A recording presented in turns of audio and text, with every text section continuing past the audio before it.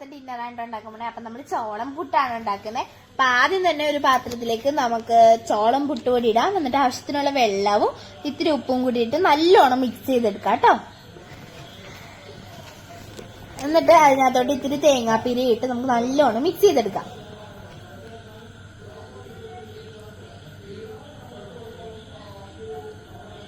ഇനി നമുക്ക് പുട്ടുണ്ടാക്കാനായിട്ട് ചിരട്ടയിലോട്ട് ഇത്തിരി തേങ്ങാപ്പീരി ഇട്ടിട്ട് ബാക്കി നമുക്ക് പുട്ടുപൊടി വെച്ച് ഫില്ല് ചെയ്ത് കൊടുക്കാവേ. ഇനി നമുക്കിത് ആവി കയറ്റിയെടുക്കാം.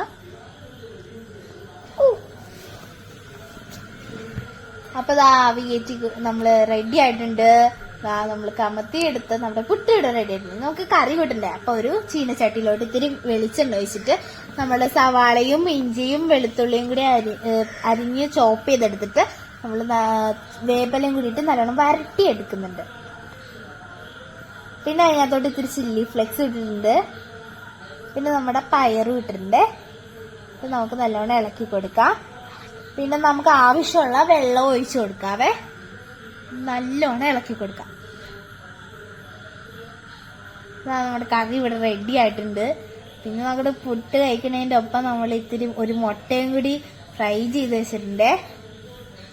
പിന്നെ അതിന്റെ ഒപ്പം പപ്പടം. പുട്ട് കഴിക്കുമ്പോ പിന്നെ പപ്പടം ഇല്ലാണ്ട് എന്തുവാ. നമുക്ക് ഇനി മാളിന് ടേസ്റ്റ് ചെയ്യാൻ കൊടുക്കാം. അപ്പൊ ഇങ്ങനെ പുട്ട് വല്ലപ്പോ പയറും കൂടി ഇങ്ങനെ പുട്ടും പപ്പടം പയറും കൂടി ഇങ്ങനെ കുഴച്ച് വായയിലോട്ട് വെക്കുമ്പോ എന്താ ടേസ്റ്റ്. അത് കഴിഞ്ഞ് ഇച്ചിരി മുട്ടയും കൂടി വായയിലോട്ട് വെക്കുമ്പോ എന്താ ടേസ്റ്റ്.